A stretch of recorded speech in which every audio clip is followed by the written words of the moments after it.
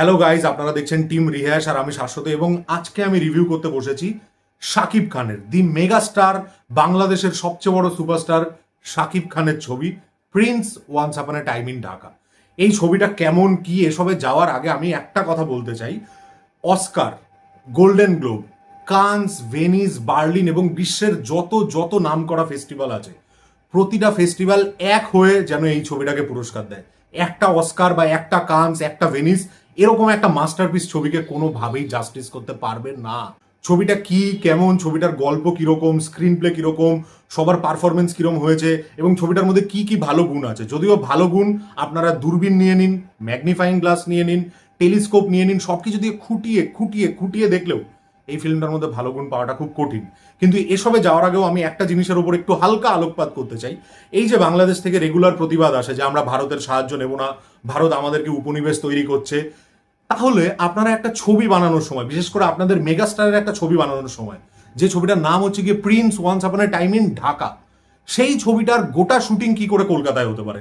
দেখাচ্ছেন ঢাকা, সিনেমায় দেখাচ্ছেন নাখোদা মসজিদ, জাকারিয়া স্ট্রিট, উত্তর কলকাতা, সেন্ট্রাল কলকাতা, এগুলো কি ভাই? এটা কি করে চলতে পারে? এছাড়া এই ফিল্মের সাপোর্টিং অ্যাক্টর সবাই ইন্ডিয়া থেকে নেয়া। এই ফিল্মের ভিলেন দিব্যেন্দু ভট্টাচার্য, সে এখানকার। এই ফিল্মের হিরোইন, সে এখানে সিরিয়ালে কাজ করে। এটা তো বাংলাদেশের ছবির ক্ষেত্রে নতুন না, সব হিরোইনকে এখান থেকেই নিয়ে যেতে হবে, যত আইটেম সং করাতে হবে সব এখান থেকে করাতে হবে। জ্যোতির্ময়ী কুণ্ডু এই ফিল্মের মেইন হিরোইন। এছাড়া এখানে যে সাপোর্টিং ক্যারেক্টার লোকনাথ দে লকা, সেও পর্যন্ত এখানকার। এইবার এই কথাগুলো বাদ দিয়ে যে আপনারা ভারতকে এত খিস্তি করেন দিন রাত, তারপর কি এরকম একটা কাজ করেন, এটা আমার বলার কিছু থাকে না। এবার আসি ছবিটা কিরকম। এই ছবিটার গল্প আপনারা না হলেও 700 থেকে 800 বার দেখেছেন নানা রকম ছবিতে। Once upon a time in Mumbai, once upon a time in Mumbai Dobaara, হালকা কেজিএফ, হালকা অ্যানিমেল, সমস্ত রকম ছবির ছাপ এটার মধ্যে আছে। এদিক ওদিক থেকে গডফাদারের রেফারেন্সও আছে।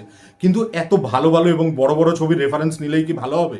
না, সব ছবি তাণ্ডব তুফানের মতো বেরিয়ে যায় না। অ্যাকচুয়ালি তাণ্ডব বলুন, তুফান বলুন, এই ছবিগুলো প্রোডাকশন ভ্যালুতে যথেষ্ট ভালো ছিল। বিশেষ করে তাণ্ডব ছবিটা তো আমার লিটারালি ভালো লেগেছিল, মানে একটা প্রপার জনরা মিক্সিং ছবি হয়েছিল। কিন্তু এই ছবিটা কি, এই ছবির মধ্যে 4 থেকে 5 জন সিনেমাটোগ্রাফার আছে এবং 4 থেকে 5 জন মিলে অতি সন্ন্যাসে গাজন নষ্ট ছাড়া কিচ্ছু করেনি, জাস্ট কিচ্ছু করেনি। ছবিটার যে সিনেমাটোগ্রাফিটা, এটাই কোনো মেইন স্ট্রিম ছবির সিনেমাটোগ্রাফি এত খাজা, এত বিছড়ি হতে পারে না। মানে ডিরেক্টরের নাম হচ্ছে গিয়ে আবু হায়াত মাহমুদ। উসে ভি ম্যানে ইয়াদ কার লিয়া হ্যায় আবু হায়াত কি তারা। ভাই, এই নামটা আমার মাথা থেকে আর বেরোবে না। আমি এখন রাগটা মেরে মেরে মুখস্থ করলাম, কিন্তু এরপর থেকে আর আমার মাথা থেকে বেরোবে না। কি ডিরেক্টর! মেইন স্ট্রিম ছবি বানাতে গেছে, মেগাস্টারকে নিয়ে ছবি বানাতে গেছে, গ্যাংস্টার নিয়ে ছবি বানাতে গেছে, কিন্তু সিনেমাটোগ্রাফিটা দেখলে মনে হবে যেন একটা সিরিয়াল টাইপ ছবি।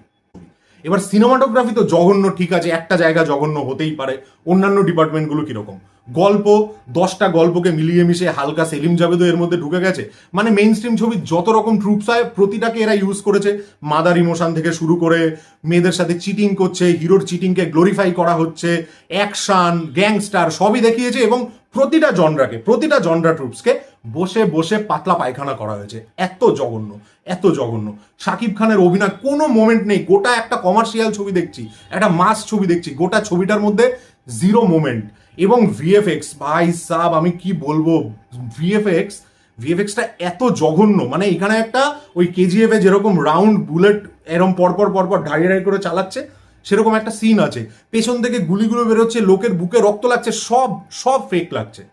এবং তার চেয়েও বেশি ফেক হচ্ছে কি, এই ফিল্মের মধ্যে পিয়ান সরকার অভিনয় করেছেন, এখানের একজন অভিনেত্রী, রাজা চন্দের ওয়াইফ। তার বাঙালগুলো শুনলে কান থেকে রক্ত বেরিয়ে যাবে লিটারালি। আর কি কি ভাষায়, কি কি বিশেষণে এই ছবিটাকে ব্যক্ত করা যায় বলুন তো? এই ছবিটাকে ব্যক্ত করার জন্য আমি ভাষা হারিয়ে ফেলছি। আমি বাংলা সাহিত্য থেকে ভাষা এনে খুঁজে পাবো না এই ছবিটাকে ব্যক্ত করার জন্য। এই ফিল্মটার মধ্যে 4 থেকে 5 জন রাইটার আছে এবং তার মধ্যে মোহাম্মদ নাজিমুদ্দিনের মতন একজন রাইটার, যে হচ্ছে কি রবীন্দ্রনাথ এখানে কখনো খেতে আসেননি, রবীন্দ্রনাথ এখানে কখনো আসেননি এবং আরো ভালো ভালো থ্রিলার লিখেছে, তারা এই ছবিটা লিখেছে। কিন্তু কি জোকারের মতো এক একটা ক্যারেক্টার। একমাত্র আমার যদি একটা পয়েন্ট ভালো বলি, দিব্যেন্দু ভট্টাচার্য তার জায়গা থেকে কিছুটা চেষ্টা করেছে। শাকিব খানের অভিনয় অত্যন্ত বেকার লেগেছে। শাকিব খান এমনিতে অনেক ছবিতে খুব ভালো কাজ করে, যেরকম তাণ্ডবের মতো ছবিতে তার পারফরমেন্স আমার ভালো লেগেছে। ইভেন তুফানেও তার যে সোয়াগ, তার যে অরা, সেটা দেখা যায়। এই ফিল্মের মধ্যে সেটা জঘন্য।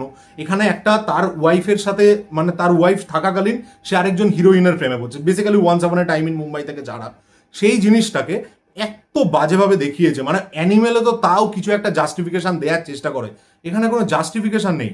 মানে এটা দেখলে আপনাদের ওই গানটা মনে পড়বে, আমি হলাম শাকিব খান অনেক সন্তানের আব্বাজান, পুরো ওটাই মনে পড়তে চলেছে।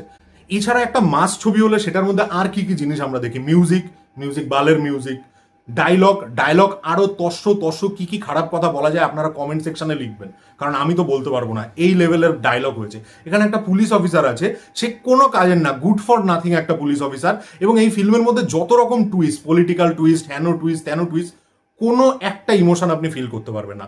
একটা গ্যাংস্টার সে কি জায়গা থেকে, মানে এই ছোট জায়গা থেকে বড়, গরিব থেকে বড় লোক, স্লামডগ থেকে মিলিয়নার হচ্ছে, কোনো ডেভেলপমেন্ট নেই। একটা পুলিশ অফিসার কি করে সে তাকে ধরার চেষ্টা করছে, প্রিন্সকে ধরার চেষ্টা করছে, সেটার ইনভেস্টিগেশন গুয়ের মতো। সেই পুলিশ অফিসারের ডায়লগ কি দিয়েছে জানেন? পুলিশ অফিসারের ডায়লগ হচ্ছে, my name is the Mizan, নামের আগে দা বসে না কিন্তু আমার আগে বসে। লেভেলের ডায়লগ। শাকিব খানের ডায়লগ, যে প্রিন্সের সাথে ব্যবসা করবে তার জন্য মিষ্টি, যে প্রিন্সের সাথে ব্যবসা করবে না তার জন্য গুলির বৃষ্টি। ওয়াও, অসাধারণ লেভেলের ডায়লগ। 5 জন রাইটার মিলে এই ছবিটা লিখেছে, 4 জন সিনেমাটোগ্রাফার মিলে এটাকে শুট করেছে। গোটা ইন্ডিয়াতে এডিট এফেক্টস এর স্টুডিওতে শুট করা হয়েছে। আমি একদিন এডিট এফেক্টসে গেছিলাম, তখন তার 2 দিনের মাথায় ছবিটা রিলিজ, তখনও এডিটের কাজ চলছে। 3 দিন রাত জেগে সবাই এডিট করছে, সবাই এত খেটে খুটে এই জিনিস বানিয়েছেন। আরে ভাই, ছবি না বানানোর হলে বানাবেন না, এটা বানানোর কি দরকার? আমার এই ফিল্মটার মধ্যে কিচ্ছু ভালো লাগেনি, পারফরমেন্স ভালো লাগেনি, অভিনয় ভালো লাগেনি, গল্প এদিক ওদিক থেকে টোকা ঝাড়া। আমার কথা হচ্ছে, কমার্শিয়াল ছবির গল্প চেনাই হয়, আননোন গল্প হয় না, কমন টেমপ্লেটেরই হয়।